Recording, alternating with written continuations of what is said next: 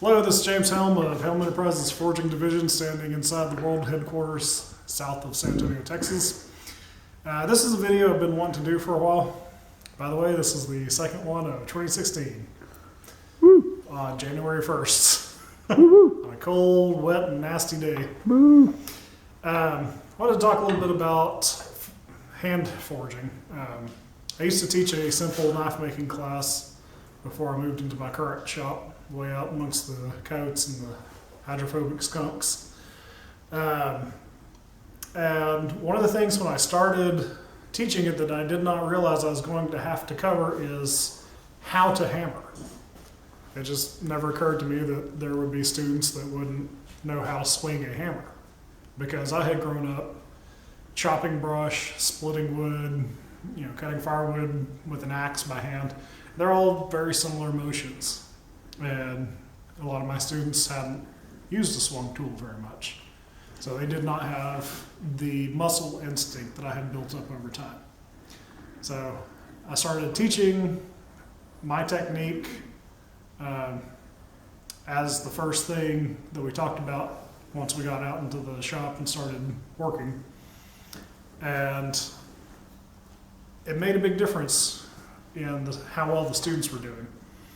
I had white-haired old ladies that weren't moving the steel very much to begin with, and I persisted in making sure that they followed the technique, and by the end of the class, if they were following the technique, they were moving the steel as well as anyone else, and a lot of times better than some of the other students that weren't following it as well.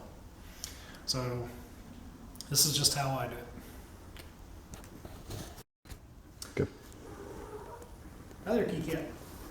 When my dad was growing up, he was the son of a Methodist preacher, and that meant that they would move around small towns in Texas, mostly up in the Panhandle, quite a bit. And one of the towns he ended up in was Longview, I believe is where it was. And there's an old blacksmith and welder there named Old Man Hoggett. And the boys that lived there would come around and watch him work. And he would tell them, "Now boys, there's three ways to do things: the right way, the wrong way, and the Hoggett way. We're going to do things the Hoggett way." Well, I'm doing things the Helm way. I'm not saying this is the way to do it or this is the best way to do it. This is just what I do. If you want to play around and see what works for you, I highly recommend it. Just make sure that it's actually helping you and working for you. So starting off with, there is a lot of ergonomics that go into forging that you don't necessarily think about. Important thing is, if you're going to be working standing up like is the Western style as opposed to sitting down as tends to be done historically from about Greece east, you want your anvil to be the proper height. The old wisdom was to set the anvil at knuckle height. That comes from the days when you had several strikers that were swinging a big sledgehammer, and the face of the sledgehammer would come down a little lower than if you're swinging by yourself with one hand with a hammer and one hand holding tongs. So if you're forging by yourself, you don't have strikers working with you, move it up a few inches, get it about wrist height. Basically what you're wanting is the face of the hammer when it comes down to not have your arm completely straight. You go down too far, you're going to stress your elbow, or you're going to end up hurting your back, bending over, trying to reach your anvil face that's down too low. So wrist height ought to be good. Handle shape, my preference is for the Coke bottle style. I don't usually forge with a ball peen, but my regular about 2.5 pound cross peen has been broken and shortened down several times, so it's not really the correct shape anymore. I really need to put a new handle on it. So I'm just using the ball peen that has a fairly new handle on to show you. You can see it swells right here, and then it gradually grows bigger and then swells at the end. If you hold it far out towards the end, you have a lot of leverage coming down. It also means you have a lot of leverage trying to drag the hammer back up. So typically when I'm forging, I'll take this swell and I'll put it in the middle of my palm. So it balances out nicely. You get out here too far and you're spending too much energy. Right here, it's good. Okay, pause. Good. Another aspect is you don't want to stand too far away from your anvil. If you do, you're going to end up bending over to try to reach it, and you're going to hurt your back. I've already got back injuries that I have to be careful with, not to aggravate them. So you want to be where you can stand upright pretty comfortably and just come down right in that one spot without having to bend over or really strain yourself. Before I started teaching my hammering technique, I literally had more than one student trying to hammer with something like this. I mean, it was horrifically awkward. There's no way you can lay down any force that way.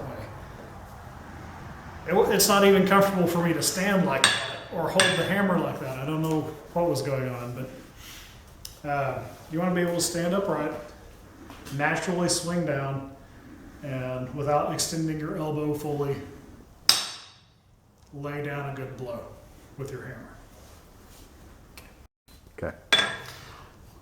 Okay, so the actual hammering technique is something that follows my personal saying of simple, not to be confused with easy, which my cameraman Tobin hates that saying, but it's very true. It's simple, that doesn't necessarily mean it's easy, but just focus on it and it should help if you're having trouble. And what I do is I anchor the handle with my thumb and forefinger. The rest of my fingers tend to stay pretty loose. And you will move the hammerhead with a whipping motion with your fingers. See how much motion I'm getting without using anything other than fingers. That's a lot of movement. So when you're hitting fairly lightly, it's just going to be your fingers and your wrist moving. Elbow stays in one spot, shoulder stays in one spot. So I'm bringing my hammer about to where the hammer face is perpendicular to the anvil face, and that's the point at which I tense my fingers, and I'm bringing the face down into the hammer. Excuse me, the face of the hammer down into the face of the anvil. So bring it down, face is perpendicular, whip, bam. Okay, you can do it gently.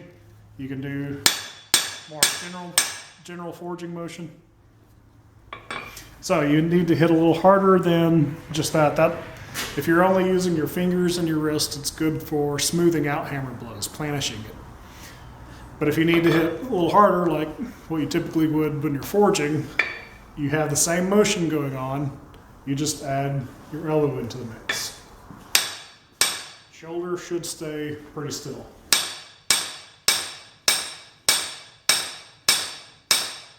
You see, I'm just whipping it down into the face.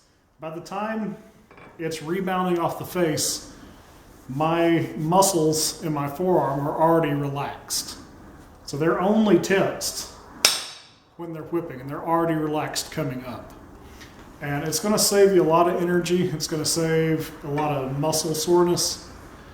You don't need to death grip. You're not trying to kill the animal. You just light, whip, up.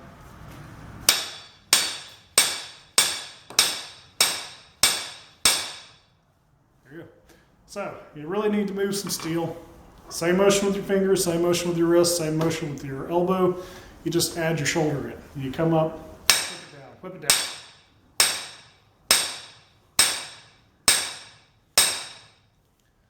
So that's it. With that technique, you can go from using a fairly standard sized hammer to being able to forge with a larger hammer with the same kind of Coke bottle handle. This is a 6-pound, and I can forge with not a whole lot more effort than I use with the 2.5 pound. I mean, I can't keep it up as long, obviously, as I can with the lighter hammer, but just sitting here doing that same motion, I'm not using a significant amount of more force to do 6.5 pounds. I've used a 10-pound hammer with the same.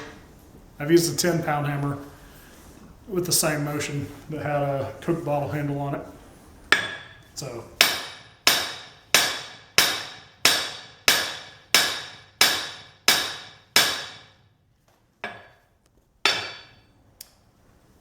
There's not much to it. It's simple. Practice it until it becomes easy. Go for it. One common thing that you will see people do, especially beginners, is put their thumb up on the handle like that to try to get better control. It may give you a little more if you're not careful, you're not used to forging, but it will also send shock up your arm and it will give you tendonitis, basically tennis elbow, except it's blacksmith's elbow, if you do it for too long. So try to keep an eye out. Watch your technique. Don't have your thumb up there, or you're going to cause yourself some injury. Keep it locked around that swell in the Coke bottle handle.